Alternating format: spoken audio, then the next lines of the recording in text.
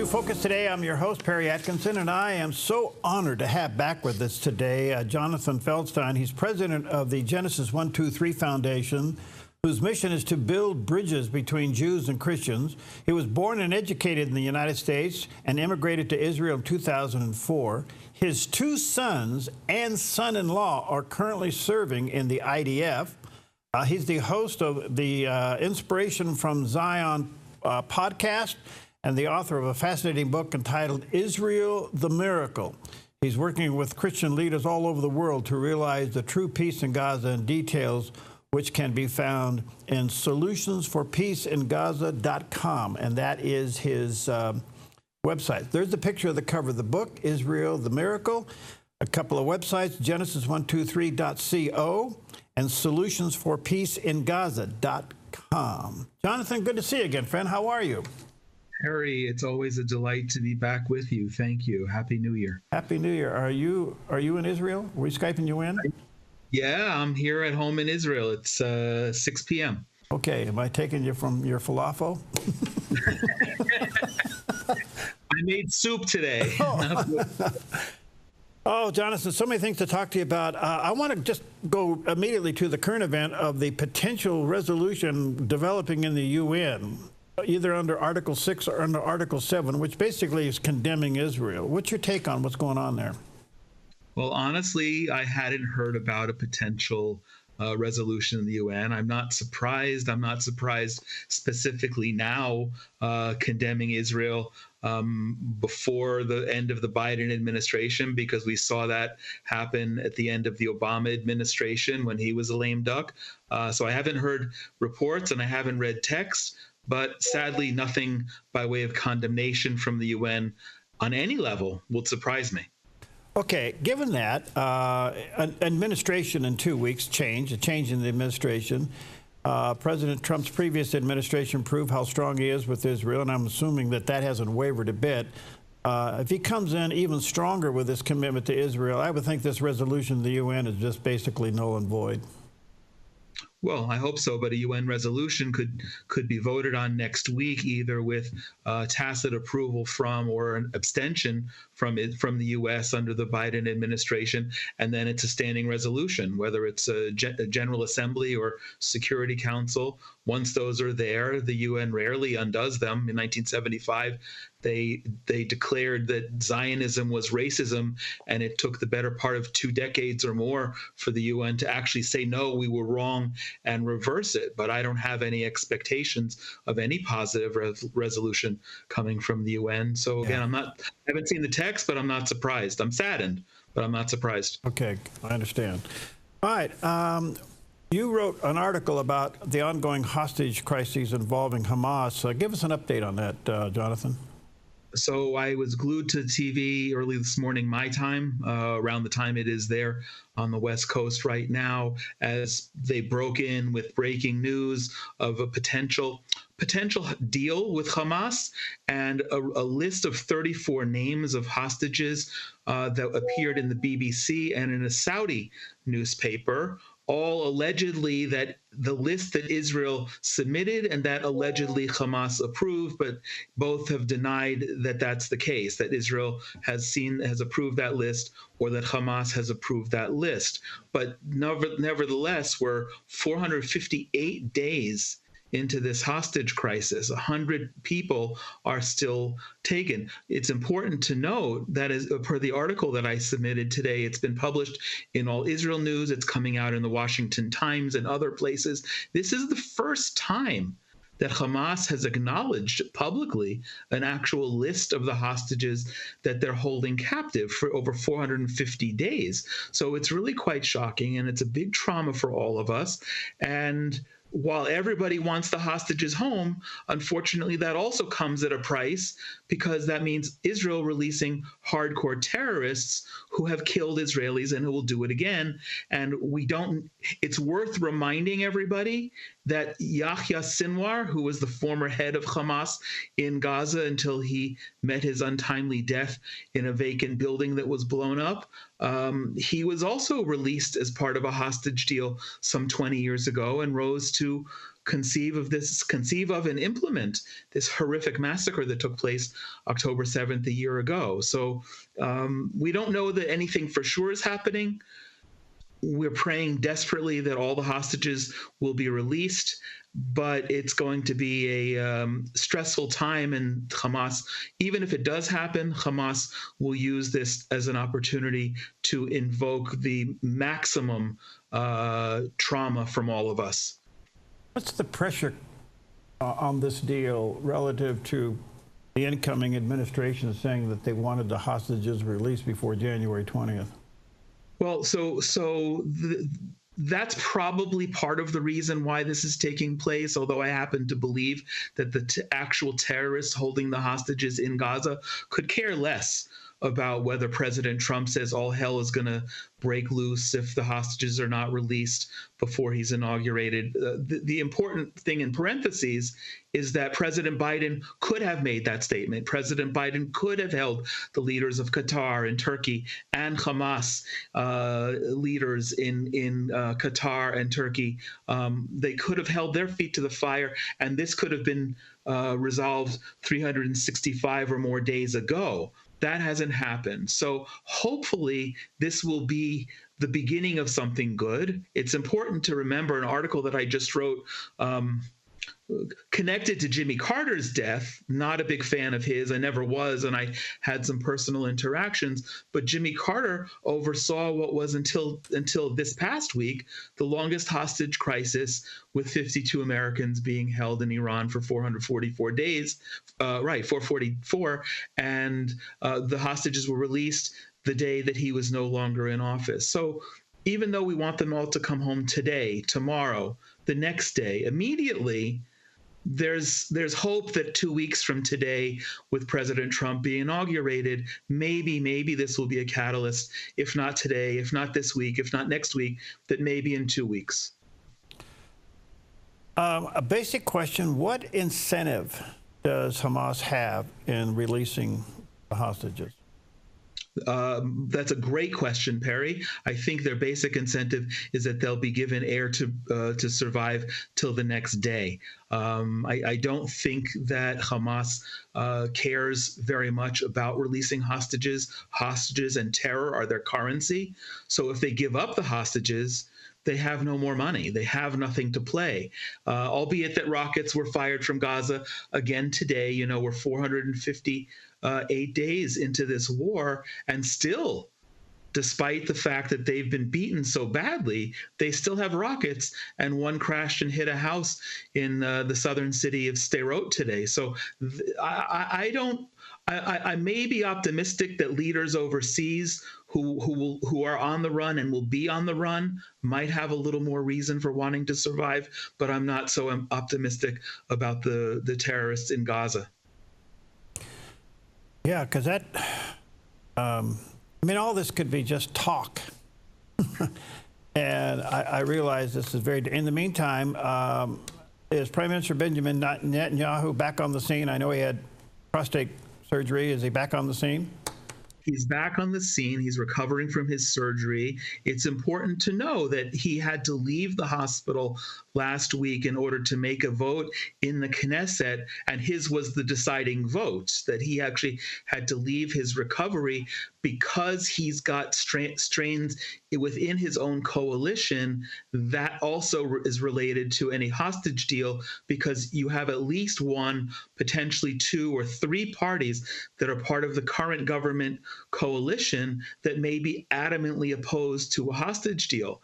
And while he's back and certainly recovering, and it's not a light surgery to recover from, he was put under full anesthesia. He has his work cut out for him.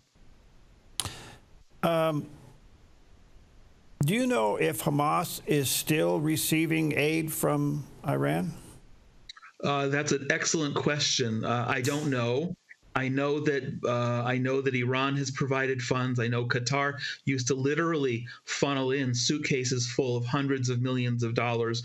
I don't believe that that's coming in. But then, on the other hand, we don't know that we got all the tunnels that go under the Egyptian border, where they might be smuggling money and human beings and weapons still, or through the sea. There was actually something on TV here last night about Bedouin Israeli Arabs using drones to smuggle things into Gaza. So it doesn't take much. You can imagine a wad of $10,000 doesn't take more than this amount of space. You can do that once or twice a week, and you can be funneling cash in.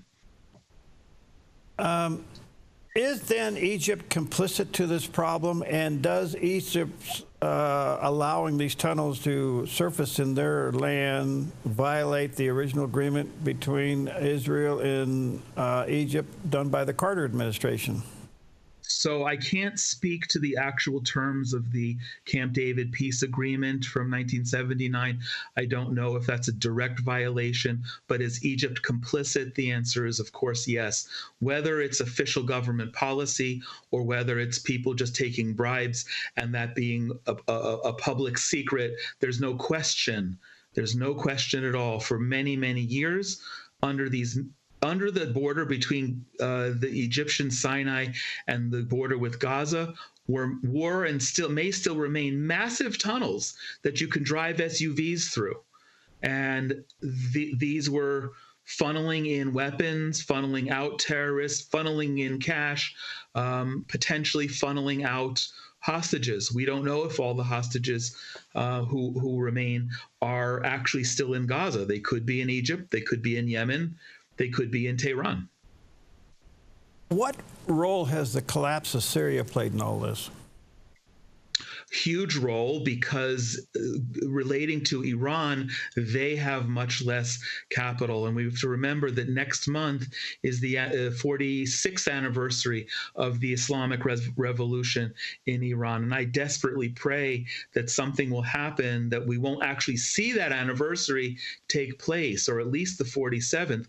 But the fact that Iran has by and large lost Hamas, which is a proxy in Gaza, has by and large lost Hezbollah, which is its proxy in Lebanon, and has completely lost Syria, which was its state proxy, funneling weapons and cash to Lebanon and over the border to Jordan that would come across our border. You definitely see that Iran has taken a very, very big hit. And that's another thing that I'm hoping that under President Trump, we will go for the head of the octopus, because you can cut off all of the tentacles, but an octopus has a funny way of actually literally being able to regrow tentacles. And if we cut off the head of the octopus, we can see what happened 46 years ago under Jimmy Carter's presidency, that the undoing of that and the hopeful, slowly, if not rapid, melting away of Islamic terror in most of the world. Yeah, I want to come back to that, but one other quick question about Syria. It's absolutely brilliant that Israel has responded as quickly as it has by basically neutralizing their military. A brilliant move, but also very strategic, isn't it?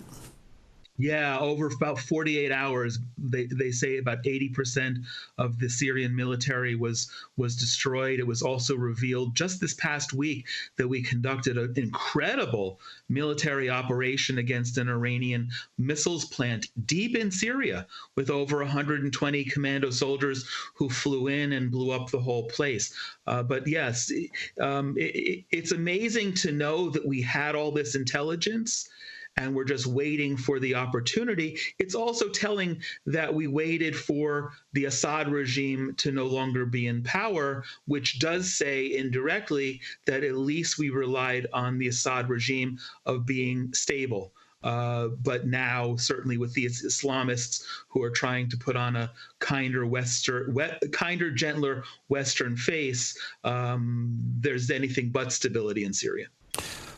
Amazing. All right, let me take a quick break. So honored to have with us this morning Jonathan Feldstein. By the way, check out a couple of things. Genesis123.co is a website, and that's his foundation.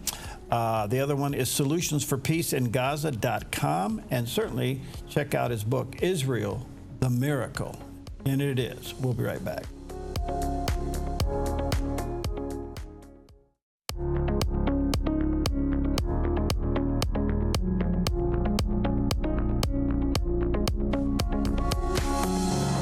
Welcome back, and such an honor to have back with us today Jonathan Feldstein. He is president of Genesis 123 Foundation, which mission is to build bridges between Jews and Christians.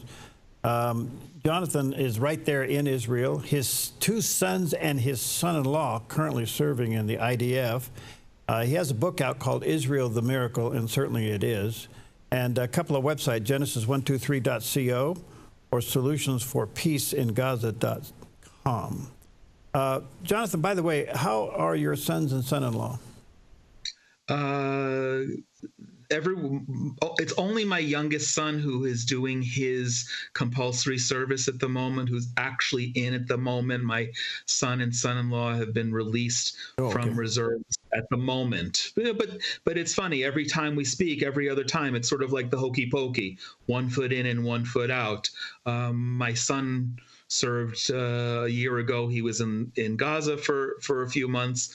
A few months ago, he was in Lebanon for some weeks. Everyone's as okay as can be, and now trying to get on with their lives, albeit, and I wrote it in this article in the Washington Times, we're not in post-trauma, we're in present trauma. And we're going to be a long way off before any of us have the privilege of dealing with post-trauma. So I see that with myself, my sons, even my two oldest grandchildren. Just a few days ago, less than a week, we were all sent to our bomb shelters in the middle of the night when the Iranian proxy Houthis from Yemen fired a missile that blew up not that far from where we live, and that traumatizes even 2- and 3-year-old children. Absolutely. I can't even imagine it. Please know sincerely you're in our thoughts and prayers, you and your family, clearly. I want to come back to the head of the octopus. Hamas, Hezbollah, Houthis, Syria, all of these have been knocked down pretty hard, not completely out, but knocked down. There has been talk on the Israeli side of perhaps a regime change, maybe going after the refineries, after going after the nukes. Here comes President Trump that probably would give a green light. Does this happen before January 20th or after? Well, I think, I don't know. I'm not a prophet. I've been called many things, but not that. I think it's more intuitive that unless Iran does something that is clearly toward nuclear breakout with the ability to produce and deliver a nuclear weapon, then this may wait until after January 20th. I do hope that it will happen. And I'm not a warmonger.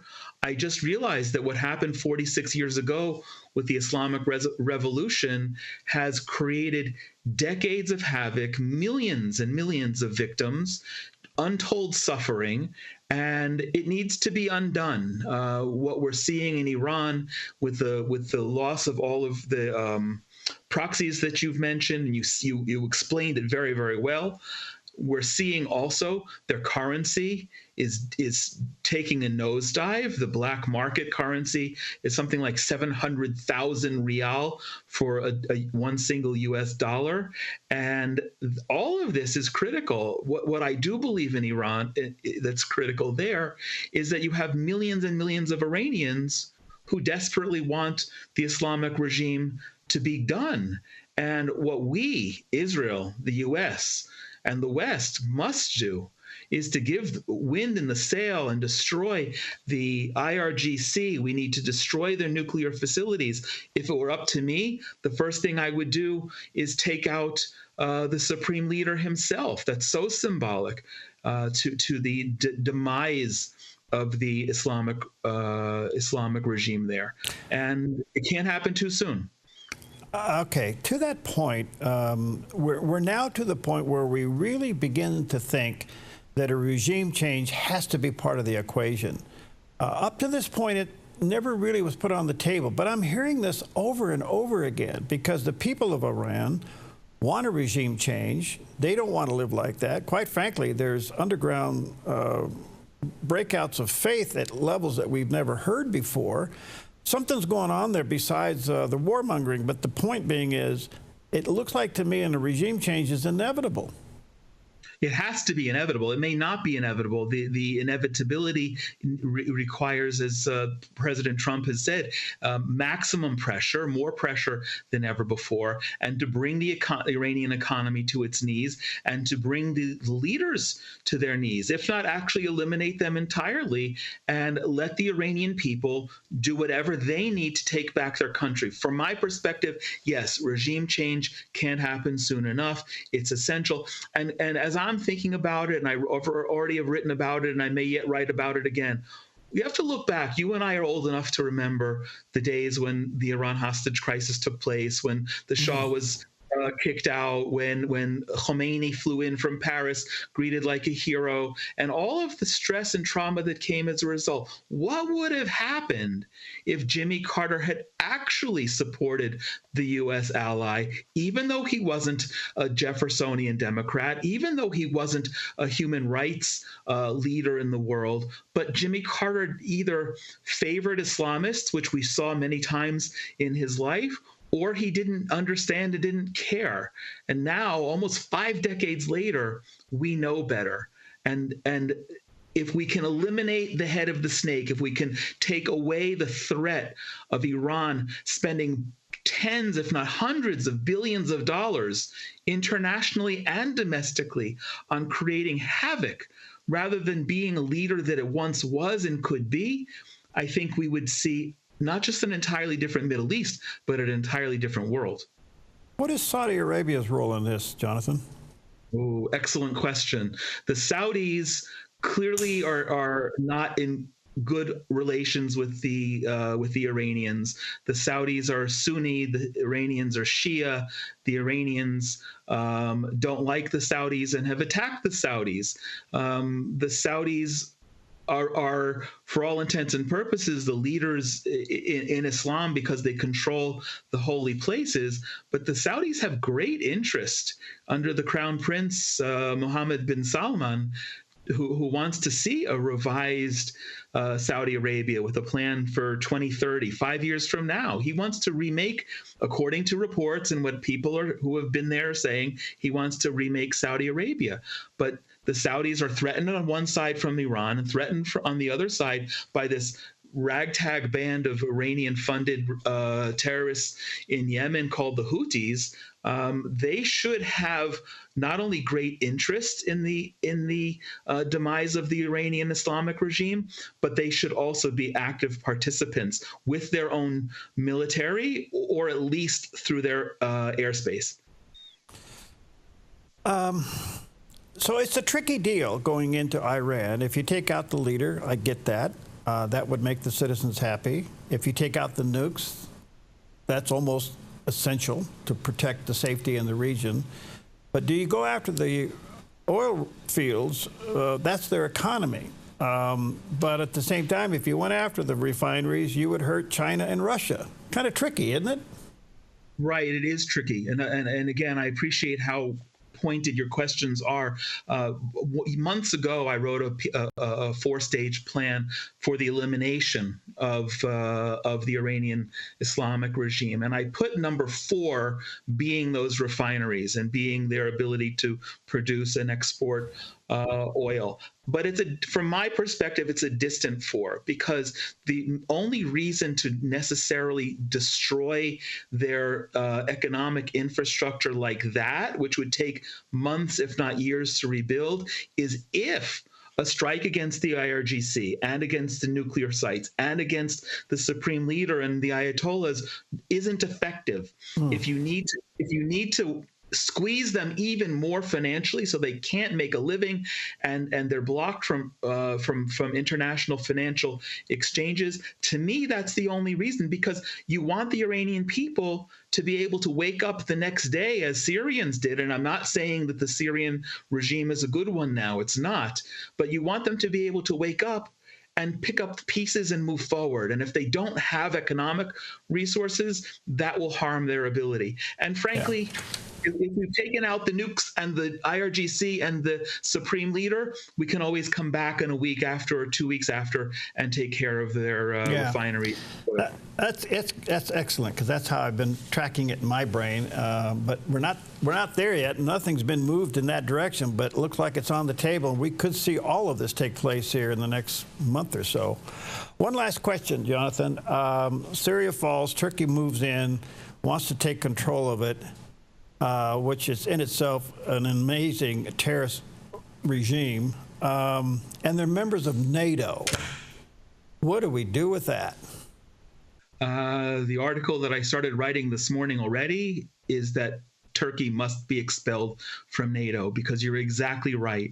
Turkey has sights on Syria that can put Turkey not only in direct confrontation with Israel, but with Iran and other countries. And if that were to happen, then according to Turkey being an Islamic terrorist entity that's a member of NATO, technically all the rest of NATO has to come to its defense. And it's I don't know enough about why and how Turkey was admitted to NATO to begin with, but it was a mistake, never should have happened, and now must be undone, because Turkey under Erdogan, who wants to see his own new caliphate in a restored Ottoman Empire with him as the Sultan, is very dangerous for the entire world. Do you think Trump puts the squeeze on NATO by withholding funds to do that?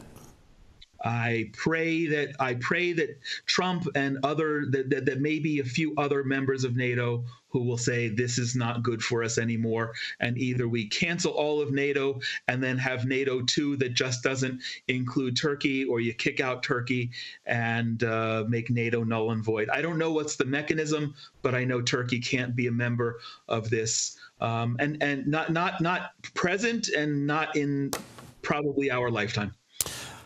Okay, Genesis123.co is a website. Solutionsforpeaceingaza.com is a website, and a must-read book, Israel the Miracle, by Jonathan Feldstein, excuse me. There is a picture of the cover of the book on the screen. Jonathan, thank you, my friend, for letting us have a part of your evening. God bless you. You're in our thoughts and prayers. Always a delight, Perry. Thank you so much. God bless you. Okay.